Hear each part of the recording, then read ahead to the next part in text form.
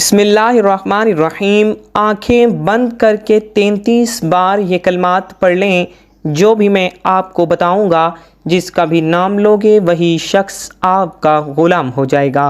कुछ खिलाना पिलाना भी नहीं है, सिर्फ आपके 4 से 5 मिनट लगेंगे इस अमल को करने में।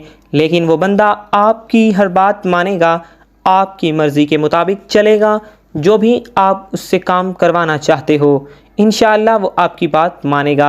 ये बात जान लें, ये जो अमल है दूसरे इंसान के दिल में मोहब्बत पैदा करने के लिए और अपनी बात मनवाने के लिए ये अमल जाना जाता है। मर्द औरत के लिए कर सकता है, औरत मर्द के लिए कर सकती है, इसमें कोई पाबंदी नहीं है। अब आपका कोई भी मसला हो सकता है, आपने किसी से शादी करनी है, वो लड़की नहीं मान रही या उस लड़की की माँ नहीं मान रही, या इस तरह कोई लड़की इस वीडियो को देख रही है, अगला लड़का नहीं मान रहा, या लड़के का वालिद नहीं मान रहा, या लड़की की माँ नहीं मान रही। अल-मुख्तसर ये है, जो भी मान नहीं रहा उसका नाम लेकर ये अमल कर लो, इंशाअल्लाह वो राज़ी हो जाएगा, वो आपके हक़ में हो जाएगा, आपकी बात मानेगा, इंशाअल्लाह आपका रिश्ता भी हो जाएगा। इसके अलावा अगर आपका शोहर है, आपसे मोहब्बत नहीं करता, आपसे लड़ता है, झगड़ता है, मारता है, पीटता है, आपकी बात नहीं मानता, घर वालों की ज़्यादा करता है, आपकी कम करता है, तो आप भी इस अमल को कर सकते हैं। अपने शोहर के दिल में मोहब्बत पैदा की जा सकती है।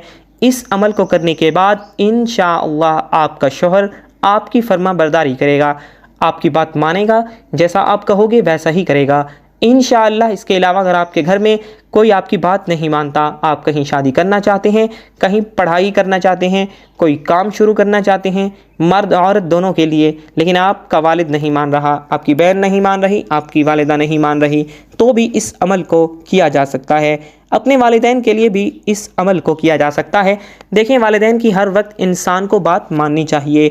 वालिदैन हमेशा भलाई के लिए कहते हैं, लेकिन कई जगह पर ऐसा होता है, बच्चों को अच्छी तरह पता होता है ये जो मैं काम करने जा रहा हूँ या करने जा रही हूँ ये बिल्कुल सही है, लेकिन वालिदैन ज़िद पर डट जाते हैं। इस सूरत में इस अमल को किया जा सकता है, इसमें भी कोई पाबंदी नहीं है। इसके अलावा अगर आपका ससुराल में झगड़ा है या कोई आपका दुश्मन है, जैसा कि मैंने बताया, मर्द औरत दोनों ही इस अमल को कर सकते हैं। इनके लिए भी किया जा सकता है, उनके दिल में मोहब्बत पैदा हो जाएगी अल्लाह पाक के हुक्म से। जब आप इस अमल को करोगे तो अल-मुख्तसर ये है, जिसका भी नाम लेकर ये अमल करोगे वो शख्स आपके हक़ में हो जाएगा, आपसे मोहब्बत करेगा, आपकी बात मानेगा, जैसे आपकी मर्ज़ी होगी वैसे करेगा, आपका मुरीद हो जाएगा।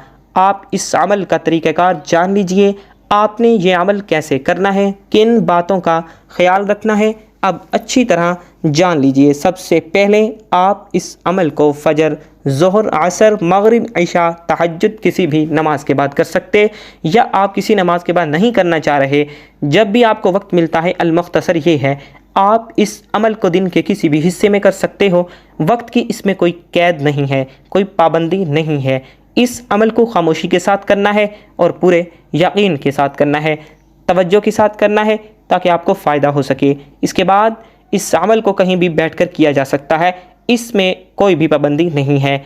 और इस अमल को औरतें ख़ास अयाम में भी कर सकती हैं, इसमें भी कोई पाबंदी नहीं है। अगर आप पहले कोई वजीफ़ा करते हो, कोई तस्बीह करते हो, कोई अमल करते हो, तो उसके फ़ौरन बाद भी इस अमल को किया जा सकता है। आपने वहम में नहीं पड़ जाना कि एक अमल के बाद दूसरा अमल करने से कोई नुकसान ना हो जाए, ऐसा कुछ नहीं होता।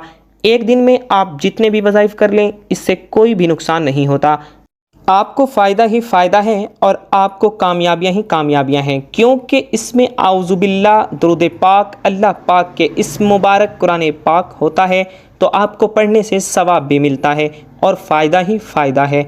अब वजीफ़े की तरफ आते हैं।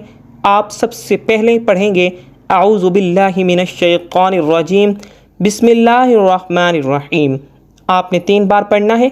ये इस अमल का हिस्सा है। अल्लामा अहमद सावी रहमतुल्लाह अलैह फरमाते हैं, कुरान मजीद की इब्तिदा बिस्मिल्लाह से इसलिए की गई ताकि अल्लाह ताला के बंदे उसकी पैरवी करते हुए हर अच्छे काम की इब्तिदा बिस्मिल्लाह से करें। हज़रत अबू हुरैरा रज़ियल्लाहु ताला अन्हु से रिवायत हैं, हज़ूर पुरनूर सल्लल्लाहु ताला अलैहि व आलिहि वसल्लम ने इरशाद फरमाया, जिस अहम काम की इब्तिदा बिस्मिल्लाहिर्रहमानिर्रहीम से ना की गई तो वो अधूरा रह जाता है। तमाम मुसलमानों को चाहिए कि वह हर नेक और जायज़ काम की इब्तिदा बिस्मिल्लाहिर्रहमानिर्रहीम से करें, इसकी बहुत ही बरकत है। इसके बाद